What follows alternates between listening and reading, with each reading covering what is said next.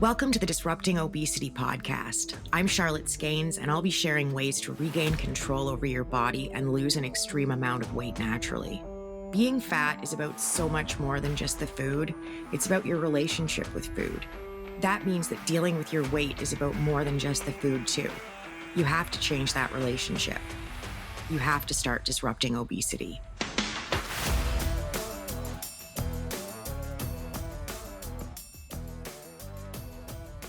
Welcome back to the third in our series, 101 Weight Loss Truths.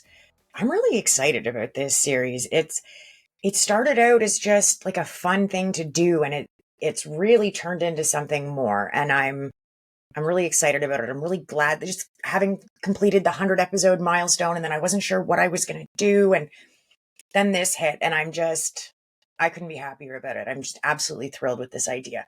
So let's dive right in to our next little group of the 101 weight loss truths. We are starting today with number 32. Call food what it is. It's not a treat. It's not a treat. We have to just call food by its name. It's pizza. It's a donut. It's pineapple. It's a slice of pear. I don't know what it is, but let's just call it what it is, because treats are for pets and kids that behave themselves and do what they're told. And you're neither of those things. What we call the food we eat matters. And it matters because of the emotional connection that you have to that food. So when we label something a treat, or worse, we say we're cheating, which I absolutely hate, because who are you cheating on? You're cheating on yourself. And cheating has so many negative connotations that I don't understand why you would want to do anything that's just so loaded with negativity when you're trying to do something that's so positive, and when it's so hard to stay positive during this process. Let's leave the negative language just off to one side. But when we're talking about things like treats, you start getting into the language of entitlement. You start to feel like you've earned something, like you deserve something. And these can be really slippery slopes when you're trying to get a handle on your weight and on your relationship with food. It's not a treat. It's just food. Let's take all of that loaded emotional baggage and energy and everything else that we're foisting onto food, just like the whole good, bad food debate, right? Let's take all of that stuff that we're pushing onto food and let it go, and just let the food be what it is. Because yes, you do have a very emotional connection to your food. You are eating to comfort, to reward, to cope. You're already doing that stuff. So let's not add another layer onto it, especially one that's as psychologically loaded as something like calling food a treat. Because now we're going back to childhood food map programming. Now we're going back to those pathways in your brain that have been etched over and over again because of the way that you interacted with food when you were a kid, and the people around you did, and the messaging that you were given. And were you a really good girl because you were able to clear your plate? How loaded is all of this language for you? How often were you handed a treat? Was it being done to distract you from something else? Were you getting it because you'd just been through something horrible? Let's leave that all off the table and just let the food be what it is, so that you can focus on doing the deeper relationship with food work. Number 33 isn't my favorite because I don't like confrontation and I don't like pissing a whole bunch of people off, but I still have to say it, and it still has to stay on the list. So if you feel like you're tracking accurately and that you're in a deficit and you're not losing weight, you're not in a deficit. And I know that hurts, and I know it's hard to hear, and I know exactly how badly it sucks, but it's still true. I know there's also, like, we have a tendency to think, well, I'm tracking accurately and, the scale's not moving, so it must be my thyroid, it must be my hormones, it must be something else. And the unfortunate reality is those things, yes, they do happen. They're a lot more rare than we've been led to believe that they are. And unfortunately, it's probably just that you're not tracking as accurately as you think you are. Are you weighing everything? And I know nobody wants to hear that either. I don't even like saying it, but it is a good question, because you look at things like, and I keep coming back to this one, but mayonnaise. I know not everybody likes it, but it's still a perfect example. And you can swap that in for butter if you want, because they're both 100 calories a tablespoon. 100 calories a tablespoon. It is so easy for the calories to rack up in such an incredible hurry when food is that calorie dense. Okay, I was on a call with one of my all-time favorite family members the other day. We're extremely close, and he was telling me that he had recently switched to nuts and he couldn't figure out why, because he'd lost all this weight and now he'd put all that weight back on and he didn't understand why. And I was like, okay, well, let's go through this. And we were on a Zoom call, or well, it wasn't Zoom, but you know what I mean. We were on a video chat, and I just got out my measuring cup and my peanuts and I showed him. I'm like, well, this is a third of a cup of peanuts. And I tipped them into a bowl and went, and that's 300 calories right there. It happens that fast. And if you picture a third of a cup in your mind, like that is a very small amount of peanuts, 300 calories. It can happen that fast. So you think to yourself, I just grabbed a couple of nuts on my way past. Like those don't even count. Yeah, I'm sorry, but they fucking do. Because it was probably, how big of a handful did you take? Because I can get a third of a cup of nuts into my hands. How many peanuts did you actually take? Because 300 calories for a third of a cup. It adds up fast. It's 100 calories for a tablespoon of butter. And until you've measured that out and have physically seen how much that is, and not just to see how much it is on the spoon or sitting on the edge of your knife, spread it out on the toast. See what it looks like so you actually have an idea of what you're dealing with instead of just looking at the jar of peanut butter and being like, okay, it's 120 calories a tablespoon. I think I had a tablespoon and a half. Well, did you? Because if you're wrong by even a half a tablespoon, that's another 60 calories right there. You make that mistake half a dozen times over the course of your day, and there's your deficit. It's gone. So this is why, and I hate doing it, because when someone's trying so hard that they're doing things like tracking their calories and it's new to them and they feel like they're doing their absolute best, the very last thing I want to do is discourage anybody from tracking. And I think sometimes people hear, I'm not doing it right, or I've been doing my best and I'm still not in a deficit. There's no point in even trying. There is still a point in trying. Something like calorie tracking takes practice, it takes patience, and it takes time. And I know nobody likes to hear that, but it's the exact same as anything else. Like if you were trying to learn how to play ping pong, you're not going to be like all pissed off at the end of the first day because, you don't look like one of the people on the TV. That's going to take time. Tracking is the same as anything else. You have to learn how to do it, and then you have to practice again and again and again. And it can be very difficult to do accurately, but it's doable. It just takes a little bit of time and practice. You can figure it out. And I promise you, it'll be one of the most worthwhile things that you do figure out. Okay. So hot on the heels of that one is number 34, which is that your TDEE can shift slightly from gaining and losing weight. Now, this really sucks, but once you've been big and you've lost the weight, you're going to need fewer calories than someone who has always been that weight, even though you're both the same weight now. Like, let's say I have a neighbor on my street and she's the exact same as me. We're the same height. We're the same age. We're the same weight. Same.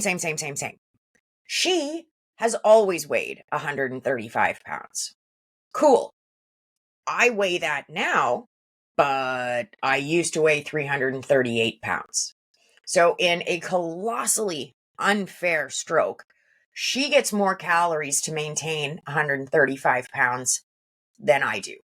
Even though I'm the one who's used to eating more, even though, I have had a problem with obesity. So I'm going to go out on a limb here and say I probably like eating more than she does, just generally, especially eating larger amounts of calorie dense foods, because she's been able to control her whole weight her whole life and I couldn't. So I'm going to say that I won that one, but I still get fewer calories. Totally unfair. Definitely the way it is, though. So something that you'll see happen, and the reason that this one is number 34, hot on the heels of number 33, is that someone is tracking their calories. They're tracking them accurately, but their TDEE has shifted because of years of yo-yo dieting, because of watching that scale go up and down, or even, doing it more like I did, where you just hit a really high and then you brought it down. That can cause the shift too. So yes, if the scale isn't moving, yes, it is probably most likely a tracking accuracy issue. Also, You need to keep this one in mind. You need to know that your TDEE might have shifted slightly. So, and this is something that I teach in the program with regard to maintenance mode, because that's the number we're looking at here, right? It's your maintenance TDEE. That's the number that will have shifted down and be different from someone who has always weighed the weight that you are now. Okay, cool. So you get to your goal weight, you're done losing weight, you're getting ready to go into maintenance mode. I urge people to always go into it slowly, to not just, okay, I can eat at maintenance now. I'm just going to dump 500 calories back on my day and we're going to see what happens. Maybe no, not. Let's don't do that. Please don't do that. Let's add a couple hundred calories back on. Start with 100. Let's do, a little bit of time with that, a few days with 100, then we'll go up to 2, then we'll add a little bit more, because what you're watching for is to see if you start gaining weight. Because if you start gaining weight when you're eating at your old maintenance calories, you're going to need to shift it down. You can catch that by adding the calories back on incrementally as you enter maintenance mode and save yourself that heartache. Big time helpful. But no, it's totally unfair. It shouldn't be allowed. I don't know why it is this way. I don't know. Thermodynamics, is that who we're supposed to blame for this? I'm going to blame them. You can blame them too. But if you're seeing that problem, or let's say that you're eating in a deficit, you're losing weight, but the calories aren't coming off, drop 50 more calories. Let's check and see if your TDEE has shifted a bit. Again, if you've been bigger before and lost the weight and gone back up, or if you're at a significantly lower weight now than you were when you started, you might be seeing a shift there. So it's something to consider and to keep in the back of your mind. Just a little thing to watch out for. Number 35, you need micro and macro goals. Big things to shoot for and little things to shoot for. And I am not just talking about the scale. I'm also not talking about macros, like the macronutrients. I mean macros like there's a micro, a little thing, and a macro, the bigger thing. That's what this little truth is all about. We all want to focus on those macro goals, the big goals. Mine were things like, I need to lose 200 pounds, macro goal. But if I had just focused on that, I'm going to tell you honestly, I would have given up. I don't think I would have made it. It took me 2.5 years. If all I can see is 200 pounds, that is such a big block of ice to have to chip away at. It's just too overwhelming. So you need a series of micro goals to go along with those macro goals. And I think you should have more than one macro goal. I didn't, because I didn't know any better, but I do now. Instead of just having the one large 200 pounds, doing it now, I would divide that up into much smaller blocks. You can actually see them if you've got a copy of Disruptor, my weight loss workbook. You can also get that and print it off at home now. You don't just have to buy it on Amazon. We'll put the info in the notes for you. But I've got it all broken down in there. And you can look at it as, 5 pounds, 10 pounds, 15 pounds. Cool. But then you've got those bigger ones and those, the milestones that are all kind of built up for us, 25 pounds, 50 pounds, 100 pounds. Those are big. But you've got little goals that you need to be shooting for too. And some of these might not sound as significant as 100 pounds. But honestly, they meant a whole lot more, and they mean more now looking back. I had funny little mental goals. Like I had a dream of someday being the person who could leave food on their plate and not have to finish everything. That maybe doesn't sound very significant, but it was a huge deal to me after a lifetime of always feeling like I had to clear my plate, even when I was, absolutely stuffed to the brim, still, trying to get it all down. I really wanted freedom from that. And that was a macro goal for me. That was a very big thing. And it took me a long time to get there. It took me a long time to be able to trust myself and know enough to know that I could do that. I think it's really important to keep those bigger goals in mind. Absolutely. But you need to make sure you've got little ones to shoot for, because it's not just about the big goals. You can't get to 100 pounds until you've gone past 3 and 57 and 72. All the pounds matter. All of the micro goals matter. And it's important too to keep building on those little wins, to give yourself opportunities to celebrate yourself as you're going through this. I'm going to argue that you've been beating yourself up and putting yourself down for a very long time. So it's important that you have things that you can celebrate that you're doing right, that you want to be doing. You need to be building yourself up. So the more of those little goals that you're celebrating, the micros, the easier it's going to be to get to the macros. Number 36 ties into number 35, but it's a very distinct thing for me. And it's one of the most important principles that I teach. And it's just the concept of little wins. And I know that sounds maybe a bit, okay, what's little wins? Yay. What's the big deal? The big deal is that those little wins are what pave the road to your big goals. You can't get there without those little wins. And I don't just mean that you have to accomplish them. I mean that you have to celebrate them, and you have to celebrate yourself for doing them. So a little win for me might look like something, I normally take 12 cookies. Today I'm taking 11. That's a little win, but it's actually more than one little win. So there's the win of having fewer cookies. Awesome. That's your concrete win. Then you've got a few abstract wins going on as well. There's the abstract little win that you actually chose to take 11 cookies instead of 12. If you normally always take 12, that's kind of a big deal. And I know that you're thinking Gladys is over there going, you should only have 2 cookies. What do you mean 11 is a win? 11 is a win. If you normally have 12, 11 is a win. If you normally have 35, 34 and a half is a little win. And if you don't celebrate yourself for having 34 and a half, how the hell are you going to get down to 30? Right? This is all relative. So forget about Gladys and just focus on yourself. It doesn't matter what everybody else thinks. It doesn't matter what their yardstick looks like and that, a win has to be XYZ in order for it to count. Horseshit. One less cookie is a win. Not getting extra cheese on your Big Mac is a win. Having them, scoop the bread out of the sub or whatever. It's a win. These are small behavioral changes, small mindset changes that are just as significant as every pound you lose on the scale, because you're not going to keep that weight off until you've changed your relationship with food. And the way you're going to do that is by learning to celebrate these little victories and learning to build yourself up, because you have to convince yourself that you are the person who can do this. And the way you do that is by celebrating these little wins. Because every time you take 11 cookies instead of 12, you're signaling to yourself that you are capable of making small incremental changes. You are the person who makes good choices. You are the person who is trying to change things. And that's really important when it comes to building up the mindset that you're going to need to get all the way through this. The metric I give the people who work with me is that if you make a different decision than you would have before we started working together, it's a little win. And whether it's just, I parked my car 2 spots further away from the grocery store, win. I put my potato chips into a bowl instead of just mindlessly munching them from the bag, win. And I know Gladys is going, you're talking about potato chips. It's still a win, Gladys. It still counts. It all counts. And if you learn to feel good focusing on those little wins every day, you're going to want to keep feeling that feeling. You're going to want to keep feeling good about yourself.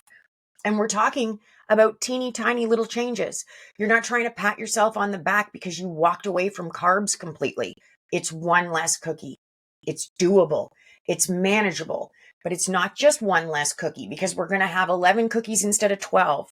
And we're going to use 4.5 tablespoons of mayonnaise instead of using 5.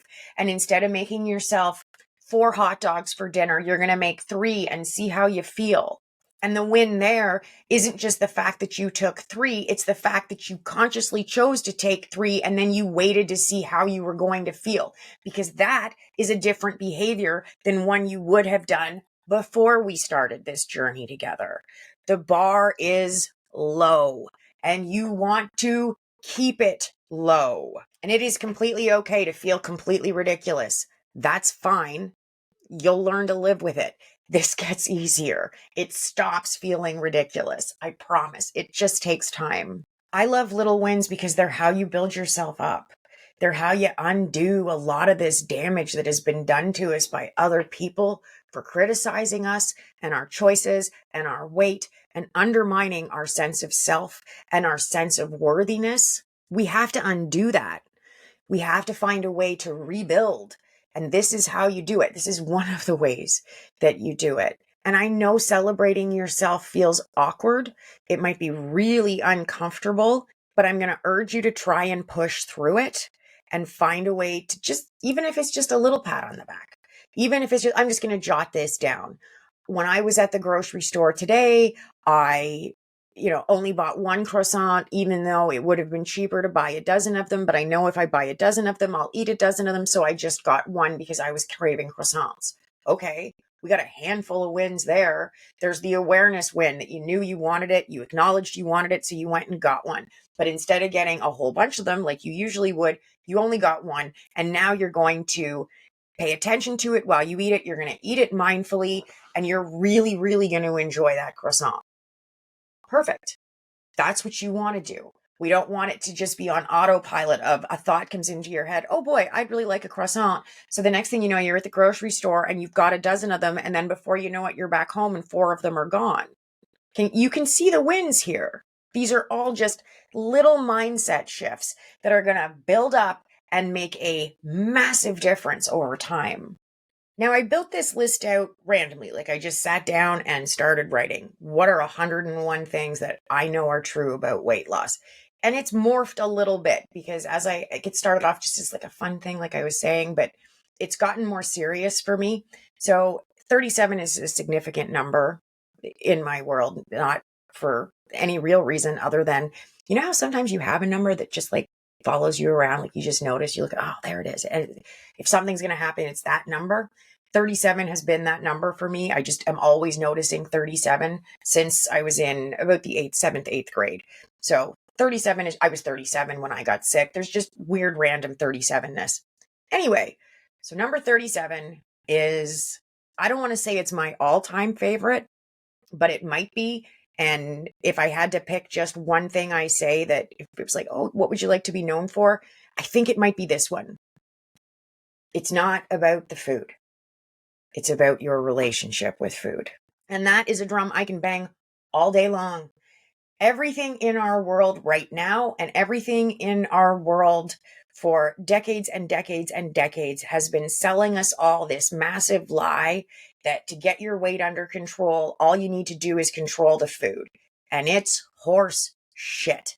Sure, on the very concrete level, yeah, you need to control the food. You got to control those calories if you're going to lose your weight. Abso-fucking-lutely. Here's the problem though. We have an 85% recidivism rate. That means 85% of everybody who loses weight gains it back within the first 5 years. And on average, just on average, they end up weighing 25% more than they did when they started. So I'm really tired of everybody telling me that things aren't broken when they are very, very clearly, profoundly broken. And the old way of doing things does not work. It's not about the food because it doesn't actually matter what you eat. If it was about the food, the only people who successfully lost weight would all be eating the same thing. And there are people gaining and losing weight all over the world eating all different kinds of food. It is not about the food. They have convinced us it's about the food. If you eat this, you'll lose weight. You just have to stop eating that and you'll lose weight. It is a distraction. All of that is just a distraction from the real work of weight loss. If you don't change your relationship with food, I'm sorry, but I really think you're going to be in trouble. And I can speak from experience on this. I spent almost 2.5 years losing 201 pounds. I did it by controlling the food. I was young. I didn't understand the introspection that I was going to need to be able to maintain this. And I did maintain it. I maintained it past the 5-year mark. I even got a little bit arrogant about it. I made it over the recidivism line. I guess I'm in the clear. And then do you know what happened? My life got really, really fucking hard. And I ended up having to deal with a lot of pain. A lot of pain. Maybe not compared to other people. I know everybody's got their story. Some of you have heard mine on this one. But Sean and I lost our first 3 pregnancies. We had 2 miscarriages, one early, one late, and we had an ectopic pregnancy. So we kind of ran the gamut there. And it was awful. We'd been together for years at that point. We'd loved each other literally since we were kids. I still have the diary from when I was 12 with "I love Sean" written in the margin. Like, yeah. So it felt it felt very unfair. And anybody who's dealt with fertility can tell you that infertility issues don't give a shit how long you've been with a partner or how much you love them. None of that stuff matters. We just lost 3 babies. So I said, fuck it. I really did. I like there's a moment etched in my mind. I was standing in my bathroom doorway after we'd lost our 3rd baby, and we'd made it past the safety line with that one. So we thought we were in the clear, and we weren't, and we were away on vacation, and it was horrible. And then we got home, and I remember standing in my bathroom doorway and saying to myself, "You've done it before, you'll lose it again, just eat." And that's what I did. And I gained about 115 pounds back. And I'd been maintaining for 7, 8+ years at that point, and I still gained the weight back. And it wasn't because I was lazy, and it wasn't because I was arrogant, and I made a decision. But in some ways, I didn't decide, because the only way I knew to deal with my pain was to eat. And I knew I was going to get fat again, eating the way that I was eating. You can't sit there like pounding down 2-foot-long subs with like a large cup of the cream soup in a sitting and not think that you're not going to gain weight. I understand how this process works. I was just hurting so badly, I didn't care. And I know I'm not the only person out there who's been through that. So if you're in that situation, please don't beat yourself up for it. It happens. I thought I had a handle on it, and then I realized, hey, wait a minute. The only way I know how to cope is with food.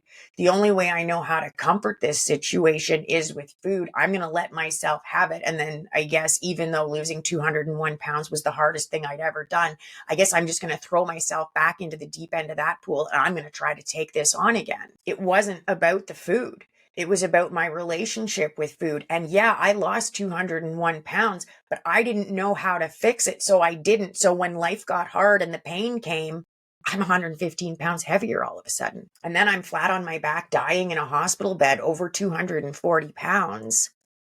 And what am I going to do now? So fine, I beat that. I did all the shit. I learned how to sit. I learned how to walk. I did all of it again. And I got home, and I still had all that weight to lose. And I knew I didn't want to do it again.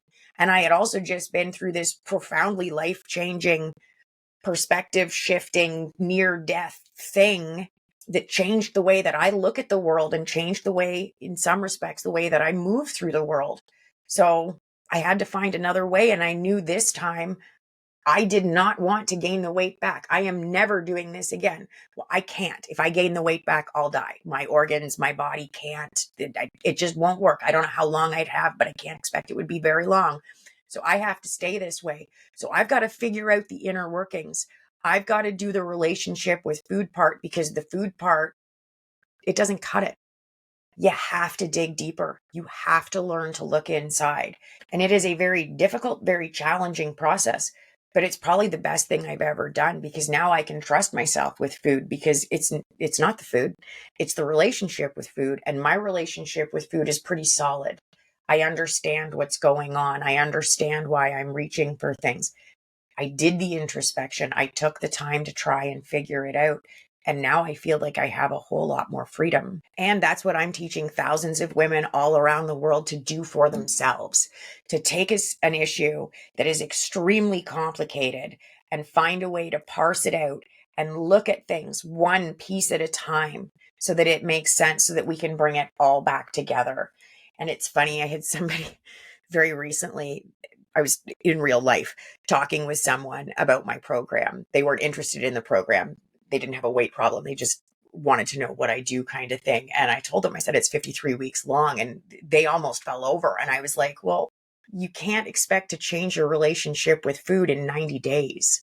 I mean, yeah, you can probably lose some weight, but again, if you're just focusing on the food, you're not freeing up the mental and emotional space that you need to be able to take a look at some of those bigger questions. Like, if all you're worried about is trying to find a way to find substitutions for carbohydrates, all of your mental energy is being spent thinking about the foods, ways to make it palatable, ways to, you know, not accidentally have bread. I'm not sure, but all of that is taking up the room in your mind, the time that you could have spent thinking about, like, I wonder why it is that I reach for marshmallows every time I'm feeling lonely, or whatever.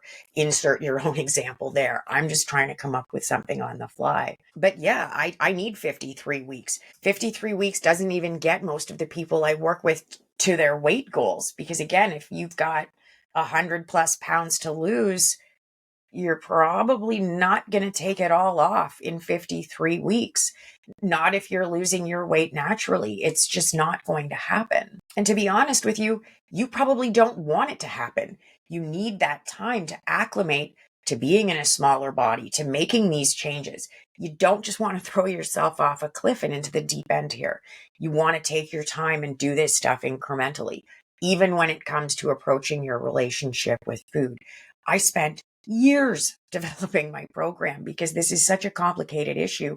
I needed a way to be able to pull it apart so that we could look at one thing at a time, because all of these things are entwined in your brain. It's never simple when it comes to weight loss.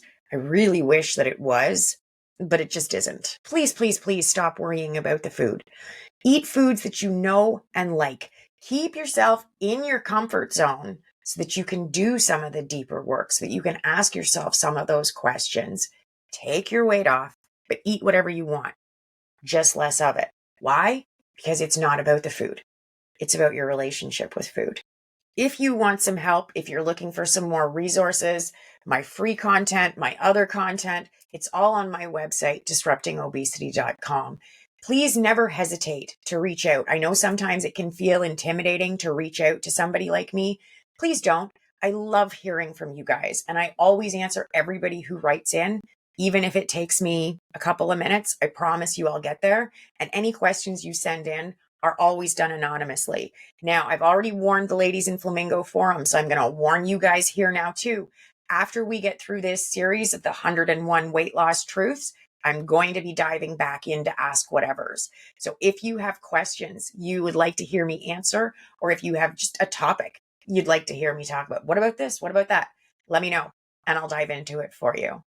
Next week, we are back. We're going to pick this up where we left off and do more of our 101 weight loss truths. In the meantime, keep trying, keep tracking, don't be intimidated, and don't give up. You've totally got this. Thank you for listening to Disrupting Obesity with Charlotte Skanes. If you know it's time to take back control, lose the weight, and keep it off, reach out to me privately with a direct message on Instagram that says ready, so you can start disrupting obesity.